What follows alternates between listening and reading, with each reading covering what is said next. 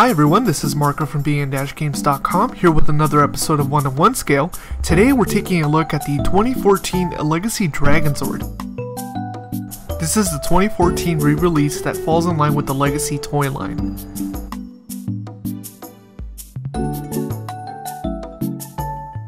Taking a look at the box, very reminiscent of the original box, which the Legacy line has carried through very well.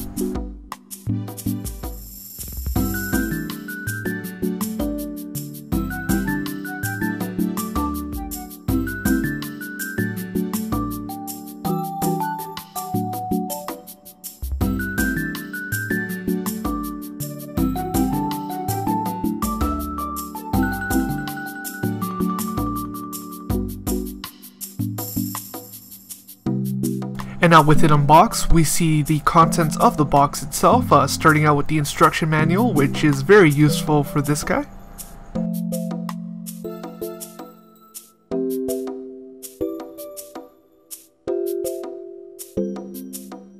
Of course, we have the main Dragonzord body that you can see here with no hands currently attached. And here we have the other accessories, the tail tip, the stand, and the two sets of hands. The tail is quite large. It's actually larger than the one on the original 93 Dragonzord and is articulated, which is pretty awesome because you can actually give it a lot more posability, though I do really wish that the link had been one link shorter because the way it's currently set up, it is actually significantly taller than him in battle mode, but I'll show you that here in a minute.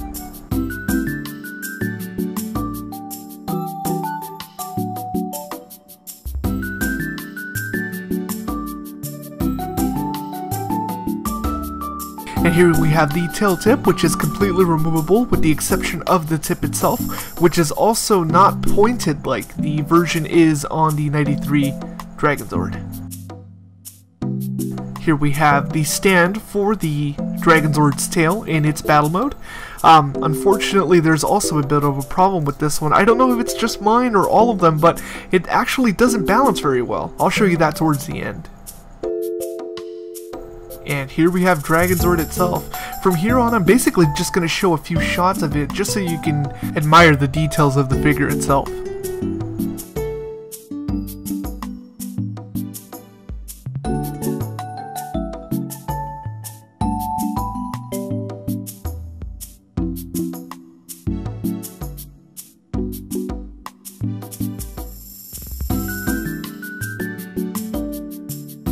One of the best selling points for me is definitely the tail articulation, though I still do wish it was one link shorter. It would have been enough.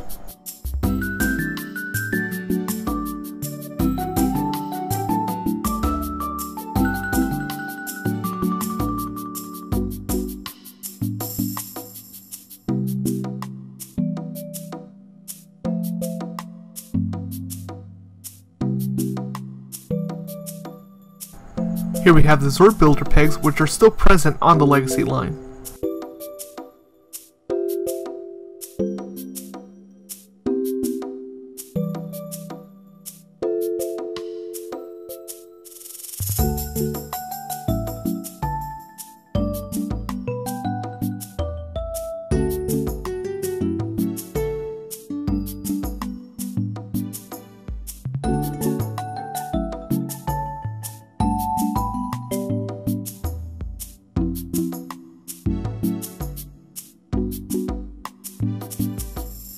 This time around, Bandai opted to include two sets of removable hands.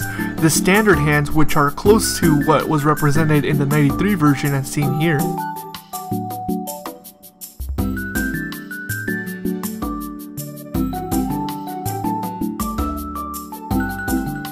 Along with these more dynamic holding hands.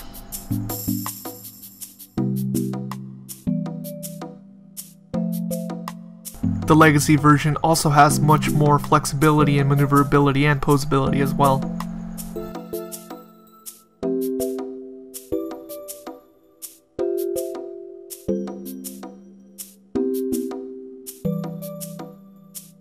The arms can move and the hands can swivel, though this presents an interesting issue when trying to put these special hands, or even the regular hands, within the Dragonzord, and I will show you that towards the end.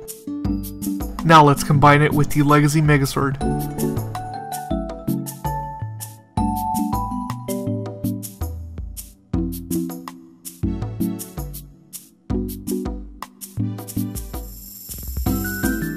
To say that I've gained a newfound appreciation for battle mode is a real understatement.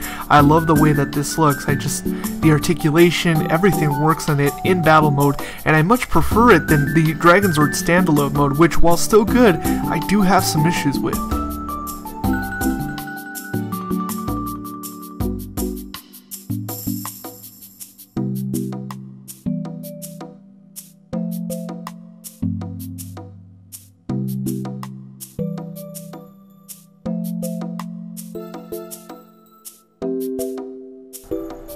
As I had mentioned before, unfortunately, due to the length of his tail, his staff is way too large in comparison to his body, which looks really disproportionate. I really wish that they would have either included one less link or given you the option to remove one of the last two links in order to shorten it. Now let's take a look at the Mega Dragonzord mode.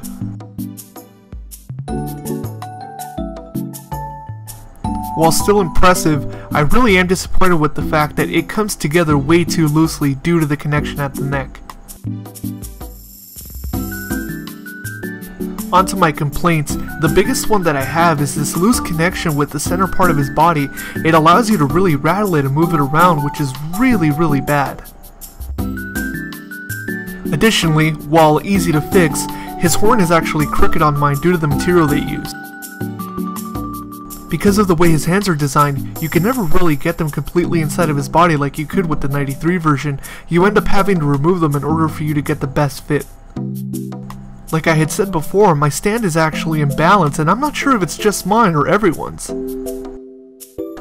Despite its shortcomings, the Legacy Dragonzord is still a great figure, especially for those that never were able to pick one up as a child. The price it's currently going for, around $80 at Toys R Us or so, definitely is justified, especially due to the weight of the figure overall and the quality. Though, if you don't have a 93 one, I might still suggest getting that one if you want something that is a better toy, at least in my opinion. Well everyone, that was another episode of 101 Scale. Please subscribe, comment, and let us know what you think. Thank you.